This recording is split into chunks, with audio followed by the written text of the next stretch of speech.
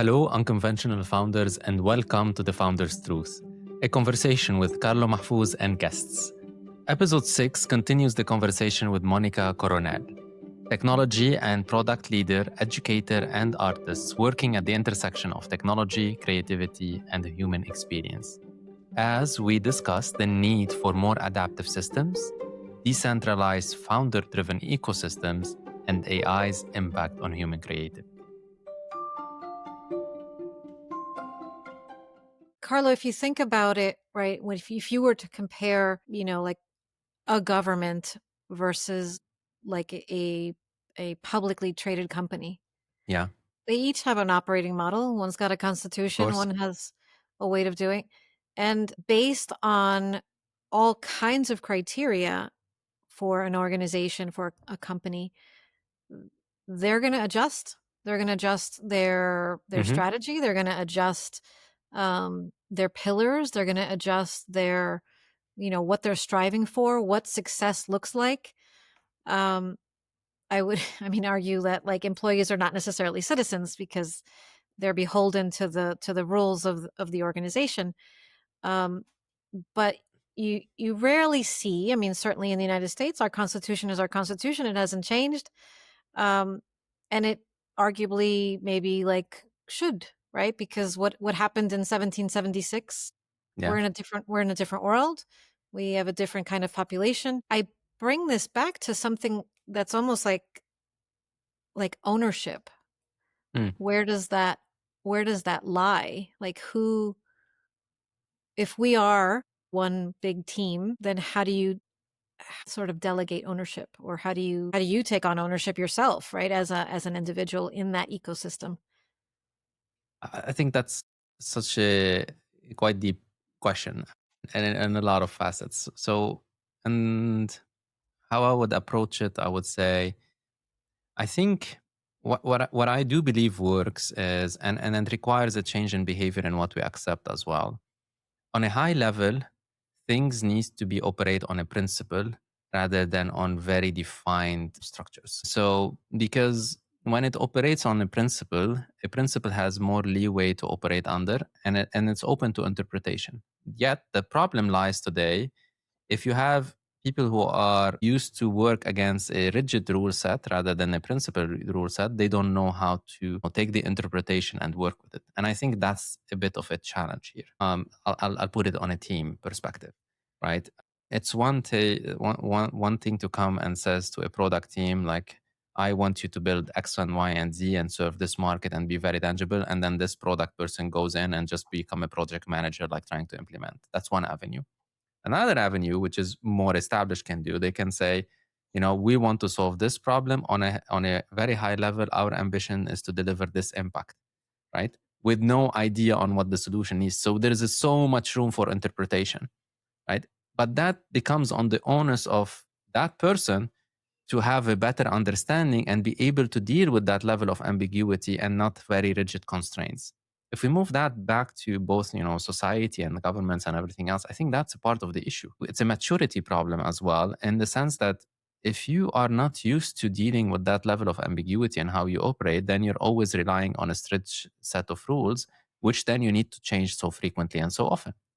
Yet, if it's on a principle level, Oh. which we have, like, it's not we don't have those principles. Like, as you mentioned before, we have a lot of these principles on, like, have everyone is have housing, or to a certain extent have a good living. Like, we have some of those high level, but the implementation, then we're expecting the policy to define the implementation at the same time, and then the people below are not equipped to actually do the proper implementation. And I think that's where this gap happens. That's where we should actually be working on. Because then if we try to change the system from all ends, I think it collapses on itself in a way. If we try to keep like having, rule set and very rigid structures on the top, and then, or more on a collective perspective, and then it restricts basically the movement or the ability of people in below. But if the people and their ability in below is to understand high level principles and to be able to interpret them correctly, and like, create an implementation that plan themselves almost to shape how society, if they're not able to do that, then again we're stuck, because then you have someone who's expecting very rigid kind of directions almost, or policies to secure their safety or whatever it is, and no matter context. And then we have a mismatch now. We have mismatch on expectations on what people know how to work with, what they work with. And I see that in companies, just to be honest. Like, it's the same problem in companies and teams, 100%. They're either, they're a small company like with a founder who's basically already knew what they want already, etc. And they're just kind of building and optimizing against. And then bring someone who's not used to that level of, either wants more freedom or less freedom, and they fail. Even if they're an amazing kind of person, they fail because they're like not in the right ecosystem. And I think that's what we need to fix first, almost, is like we need to adjust the systems to recognize that we're going, technology is going to drive us to move much faster.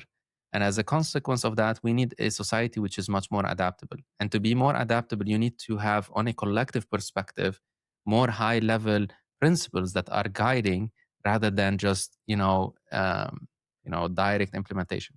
But that comes with the onboarding as well, because without the onboarding, you're left with employees which don't know what to do. At least that's one approach. And I think it's a much more difficult, honestly. There is no, again, as you said, there is no clear, like 100% answer, but there is different pathways. And I think that's the cool thing, is there is multiple pathways that we can start thinking about the problem and like shaping it.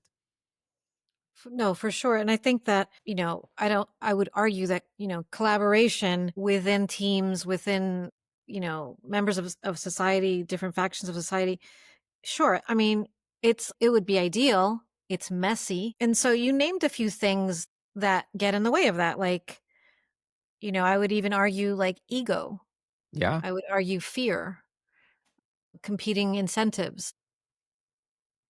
Then how do you, I think it's a challenge, right? Like to create that synchronicity Yes. that is required for successful collaboration. So you have these ecosystems, right? Within an organization, let's say. In some cases, I know you mentioned startups, right? Like that's an empty slate, right? It's Yeah. like a clean slate. You have the opportunity to start net new, and as you grow, as you expand, your ecosystem evolves, different skill sets, different Huh? personality types. Your client needs will change and influence, right, how that gets structured almost. Mm-hmm. And so there's this sort of like micro example in like the startup world where you have this opportunity to create your own guidelines, Yeah. lessons learned. Here you have this opportunity. So how do founders make it less, like, how do they make it less messy? Given that you're starting from scratch, you're writing it from the go. Here's this beautiful opportunity. There's no historical, it's Yeah. like trying to change the culture at Google or Apple. They've been here forever. What do you say to the founders of startups? So I think this is an interesting dimension, as where, I think first off, starting something new requires so much courage. And that's why I think I speak to founders a lot with this founders truth, because I think it is really, it's one of the most difficult things to do. And actually, I would say, going forward, that's the future. In some ways, if I now flip the narrative, you can start at the top, but you can start grassroots as well.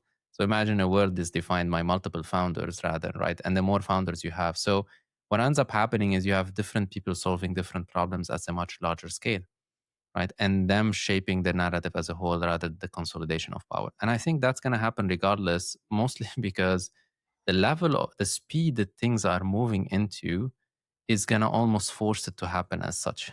Because, the more, and this is more of a read, or at least in my read and how it works, the faster things are going, the less consolidated they can be. They need to have moving parts. Need to be like different people like managing. And I think we're gonna be forced to do that, because if anything has technology is forcing how fast it's evolving, it's gonna force that. And I think it's already doing that. So what we're gonna start seeing is like more people kind of going into that. And I think this is where it becomes interesting, is even when you are doing that, it's not a job on you only. I think that's as well has been almost romanticized so much that it's your journey, your kind of etc. And the reality of it, against around every founder, there is an ecosystem which makes them succeed in a way. And not paying attention to that ecosystem is a huge mistake, because I think we've part of, I would say, how society is built up is like, oh, it's you, the founder, the amazing, who's going to go all of this hardship and deal with this almost all alone, and you're going to succeed, and it's your success, and blah blah blah. And it's the most bullshit ever. Like, right, no one actually ever talks about all the support networks and the people and the advisors and like the team or the actual people. It's never about you in a way. And I do believe the win and out of that is not dismissing that passion, like, which is driven by this, if you intense personal, but at the same time, again, paradoxically holding it against, the collective, the community around it.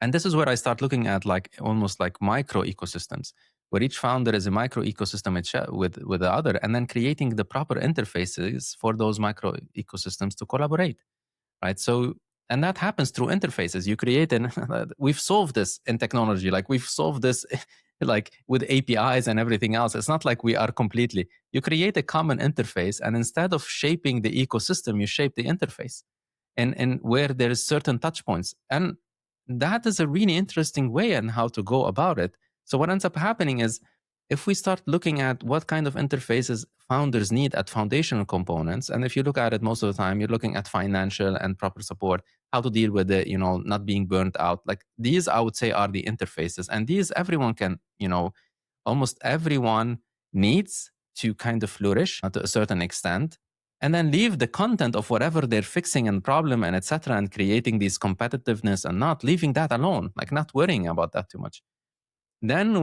Then as well, not only the founders are no longer alone in that dialogue, they they are as well able to move much faster in a way without burning themselves out, which I think is the other flip of this coin, which you end up, and that's why with the three books, I always start with yourself, because if you don't understand the tension and the dimensions of those and holding these paradoxes through, you're gonna struggle in one extreme versus the other. Because if I know anything, founders or people who are extremely passionate, which means they're gonna burn that fuel like as fast as they can, as quickly as they can.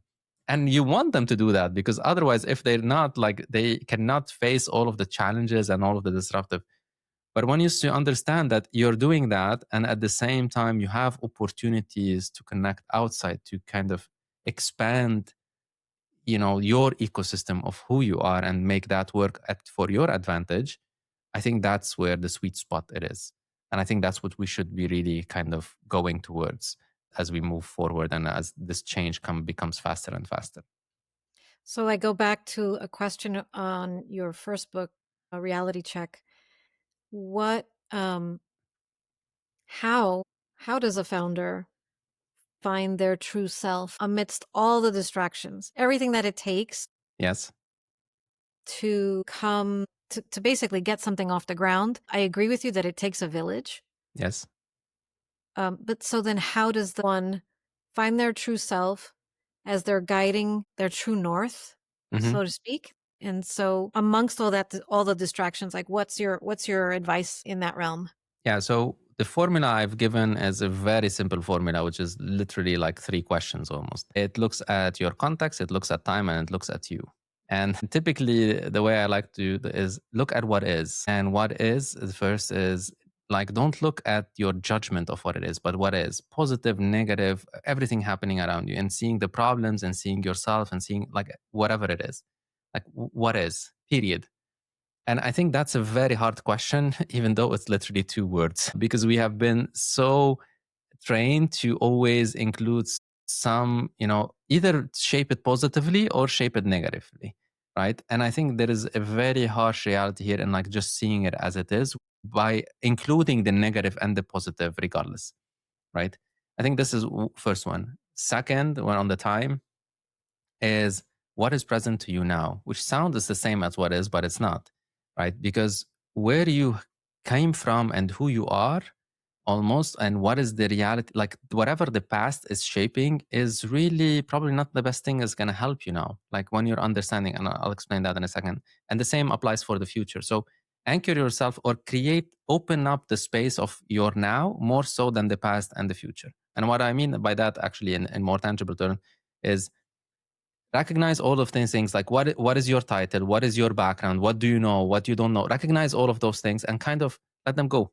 Like, leave them alone. This is all great stuff, but let them go. Don't be stuck to that story. And the same, you have all of this vision, all of these expectations, all of this assumption on what the future would look like as well. Great. Let it go. What is now happening? Like, what is exactly now? And like, map it out in a sense of attention. Like, okay, you spend time here and you spend time here. Again, don't judge it. Where are you spending this time? And seeing that already gives you a much better landscape on where your priorities are, how they're moving, how you are becoming, what's changing in you, which you haven't noticed. And the third one, I think, is the most difficult, is the observer and who's looking. And this is interesting because here I always emphasize you need to look as if you are looking at yourself, not looking through yourself. And that's a very different vantage point, because you need to look at your biases, you need to look at your anchors, like even the positive ones, like you're a family person, you care about family. Look at that.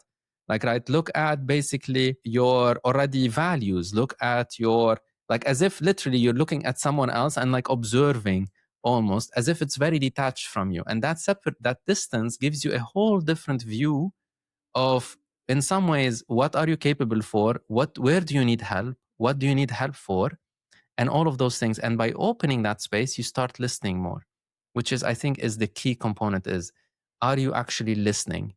Because if, when you are stuck too much into yourself, and that happens very easily, like your ego shapes that narrative, you no longer listen. So in some ways, it's context, time, and observer. And the questions both are what is, what's happening now, and who is looking at things. And in other ways is like, what matters the most, what is present now, and are you listening? And a lot of the times that just modeling that reality in that way gives you literally the foundation that you need to see, okay, am I solving the right problems? Is this the right problem to solve? Do I have access? Do I have access to the right people? Do I need to create that first? Because a lot of the times what we do is, especially if you're extremely bad, we jump too far. And to be honest, I've done this mistake myself. Like, we Me too. jump way too far and think, oh, like, why is this not working? Yeah, it's not working because I didn't have access to a channel. I haven't, like, I don't have the right advice. Like, I don't have so many foundational things, which I'm like, oh, no, this is fine. Like, everyone, it's easy. I just need to work harder at it. And I sacrifice myself, sacrifice everyone around me, and it will work. No, I mean, it's still hard work. Like, don't get me wrong, but Sustainable though, it's not that's like not sustainable. Exactly. And a lot of the times, that's what most, successful founders hide, because when they tell their polished story after the fact, they ignore all of these realities right. because they're not nice. They're not, they don't make the most, dramatic story that would tell you like the transformation that they did. They ignore this stuff. And if anything, we should stop ignoring those things. We should bring them more to surface. And then you realize how many common things exist between different founders, and how becomes easier. The journey becomes easier because you are not trying to leap, from here to like who you are 10 years from now. Not that you won't become that, like, don't get me wrong, but then you actually can see some of the small things that you can do. And again, that allows you, I think that allows for a much better journey.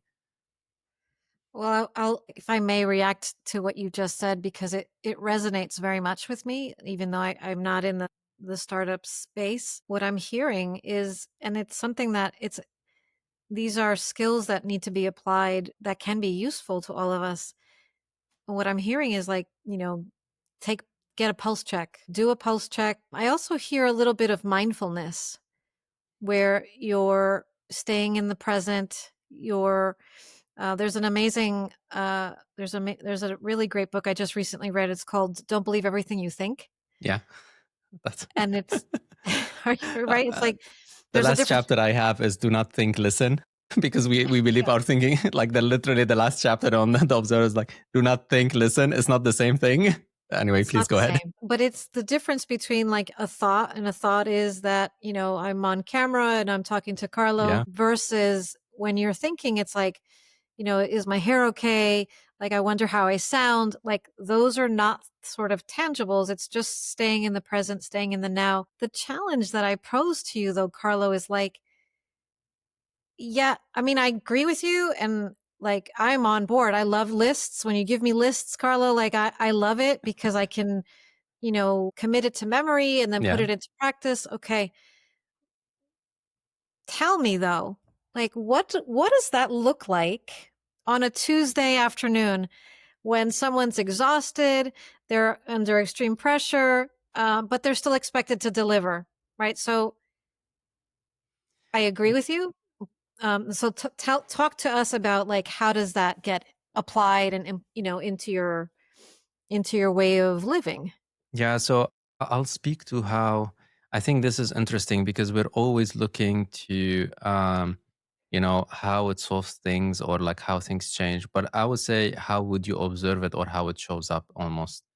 And that we can speak to more than because I do believe it's really in the book and the reality check is the whole premise is, and I don't say this is again on a principle level. When it comes to application, you're not doing that. It's like the preparation before you go onto the stage. But when you're on stage in the situation, and I'm going to explain that scenario in a second, what comes to mind and how you behave or what changes really is that these constraints, like the tension, the delivery, they're not going to change. You're not going to fix those. Like I think that's part of sometimes what people think that is going to be different. The tensions, the things that are happening in your life probably will still be the same, like, right? But how you kind of probably the best way for me to explain it is like how you show up to them is almost with a certain level of humility and understanding their limitations both on you and at the same time, w- you know, probably the way I can express it is you become much more freer, yet you are much more vulnerable.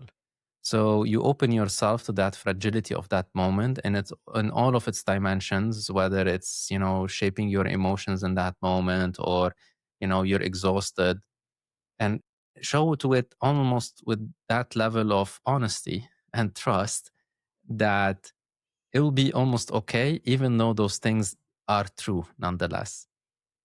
And it's very hard to explain because until you experience it, it's gonna sound very wishy washy, and I can feel that when I can probably people hear that, but the truth is, it really makes a whole lot of difference. And as well, what I would say, your energy, even like I'll do some examples on myself. Like, sometimes I'm in calls for like 5, 6, 7 hours a day. Like, right, intense conversation. None of them is easy by no means, whether strategic, whether dealing with different types of dialogues, whatever you name it. Like, right. And I'm tired. I'm exhausted. Probably I didn't sleep. Probably I woke up very early. All of those things are true. But what ends up happening and changing is as soon as, I'm in that engagement, because I am almost vulnerable to whatever that moment needs, I have so much energy, which I have no clue where it came from, which shouldn't be logically possible, right? But I'm just there in all of it. And don't get me wrong, when I finish, I'm kind of like, okay, I'm tired and I kind of need a moment. But at the same time, I'm super exhilarated almost. Like there is a certain level of excitement. I think that's the change. That's what enables you to like, because and I think that's worth it. That's extremely worth it in what ends up happening. It sounds almost not tangible fully, but I would say, once you experience it, once you get to that point, almost as well, there is no going back. That's the interesting part. It's not something you can just ever leave almost. It just becomes who you are in every single moment. And again, that does not mean you don't get angry. And I'm not talking about like wusa, like you get zen like and every no, like if you need to get engaged, you get engaged, and if you need to basically get angry, you get angry. But probably the which happened recently, you get angry and yet you're still calm. Like seriously, like you get angry and you get frustrated and everything, and yet you are extremely calm. And until you kind of get to experience that, it's very hard to explain. But it is what ends up happening. And I think that's what I'm hoping, for almost everyone going through that journey or trying to explore, like to have enough curiosity to try to say that possibility exists and can it exist for me too, anyway. What as if someone were to be listening to us, would be like, "Okay, yes, I'm in agreement. I want to practice this way of being as you described it, not perfectly. It's honest. Is I mean, it's something that they can just start, right? Yeah. Uh, yeah, I mean, a great starting book is both, the book, the starting place is the book, a good place. This podcast as well, because we're gonna keep having these discussions in a extremely open and vulnerable way, not necessarily always giving you the comfortable answer that you're looking for. But don't underestimate what shifts even a little bit, even when you don't have a complete answer. I think that's probably another dimension which I make sure is things move and shift even when they are not complete. And those shifts and complete, we miss them so much because they are the nuance, they are the subtle changes, and they are actually extremely valuable in that journey as well. We touched upon the themes of your books a Yes. little bit. I don't know if there's anything, I mean, I've certainly asked you the questions that were the most pressing to me after having gotten a basic understanding of your body of work. For me, like the walking away from this conversation is it's just spurred up more questions for me, which is exciting. And again, like my conversations with you are always we can go on forever. But getting back to the challenges that AI is posing on us and what it means to be human. Yes. I'll say this as a aspiring illustrator, as an educator, as a professional technologist. I see the challenges posed in those three areas. The fear that comes with losing the humanity of it, losing um the craft, Yeah. the struggle and the striving for perfection. Mm. I know my students, they want to get good grades and so they want to be perfect. And so there's the temptation to go for perfection over the process. And I think what your trilogy does really elegantly is to open up this dialogue. And I've appreciated, going through the discussion here today and my prior discussions with you. What do you say to that part of it, as we wrap up this conversation, Carlo? Like, what do you say to, what's coming, the future, right? The loss of, think of are we losing future, Rembrandts or, future poets because we've got this technology that facilitates, the output so quickly and so Mm. easily? What do you say to the students out there, to my students or any current student that is looking for those straight A's and, the sacrifices that technology, um, I want to say a sacrifice because we want to be good. We Yeah. want the output. We want to like get it over with, get it done.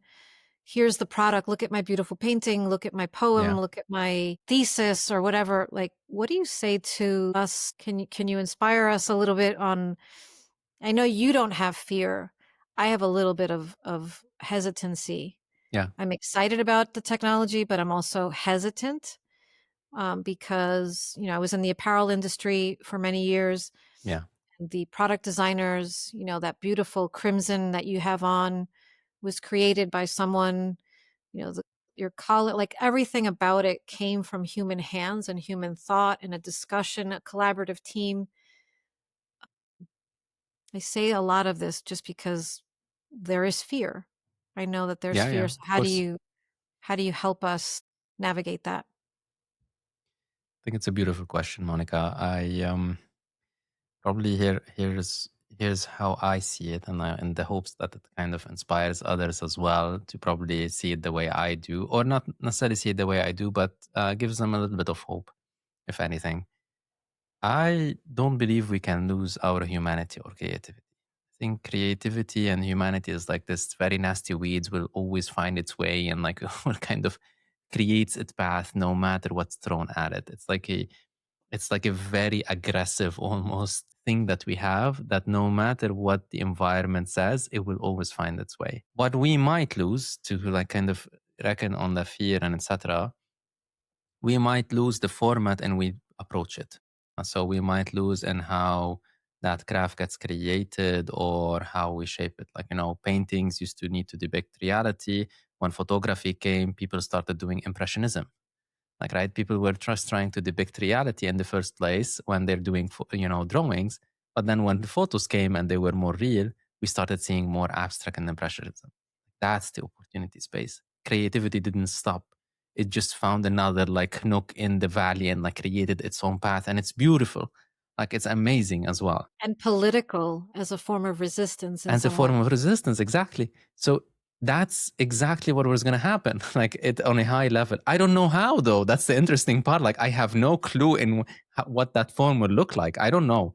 But what I know is that's going to happen for 100% sure. And if anything, I would say, and I can see this exhaustion already with AI content or other, because people as well are using it probably in the wrong way. But I would say people will start yearning more for the poetry and stuff, which probably, an AI or not, will be yearning more for the art. And I think this is why I think we underestimate ourselves as a human. We always like almost reduce ourselves because this society has kind of gave us this like box to fit in. So we've reduced all of these things. But we underestimate the desires which will be birthed by this kind of, we're gonna rise to the defense whether we like it or not, and we're gonna find these nooks and crannies and we're gonna be creative and more human than anything else. The more we see that pushback, the more we're gonna push against it in a way. And I find hope in that, and that's why I don't believe AI, or I mean, I use AI for generating images and etc. And I find it, like, for example, as well, an extremely creative process. Like, I'll give you an example which I'm using. I write like poetries, and then I transcribe those poetries with AI to a definition of a prompt, and then I use that prompt to create an image, and then I use different styles to shape that image. Do you know how much in that process I exist in that creative process? So much, even though AI is almost in a lot of the steps of it, but I'm choosing which color and like how I move it. And AI is generating the image at the end of the day, and AI generated the prompt. I didn't. I wrote the initial material, for example, like, right? That process, I can guarantee you we're going to see much more of that and what that looks like. Yes, in some form, there will be loss. I don't think, but I think as well, loss is part of life and change. And we shouldn't, if we optimize our society to work with loss rather than just trying to stop it, I think we're better off as well. Like, it's the same conversation with death or anything else. Like, it's just part of the natural cycle, and it has a beauty of its own. Like, there is this rejuvenating cycle is the sustainable cycle.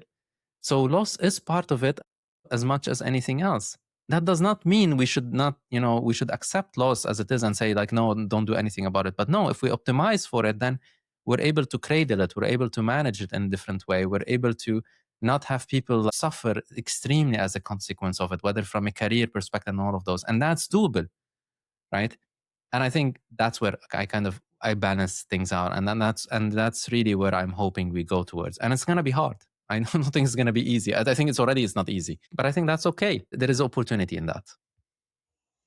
I think it's beautifully well said and very, very, it's very Buddhist. Accept the root of all suffering is the inability to accept that everything changes. Yeah, And it's optimistic. I share your optimism. It's exciting and just being open to the changes. We should all endeavor to be that. yeah, awesome. Thank you so much, Carlo. This has been a privilege to have this conversation with you, and I've thoroughly enjoyed it. Beautiful. Thank you for your engagement and like presence and throughout of it. So it really drove a very like amazing dimensions that I didn't expect going into, but definitely it was worth it. Like, was beautiful and like kind of had a lot of depth in it. So thank you. Oh, I appreciate it. My pleasure. Thank you so much for listening to The Founder's Truth, a space for opening your mind to new possibilities and thinking. One question to reflect on is, how are you leveraging shifts as a way of thinking to being adaptable rather than loss or gain?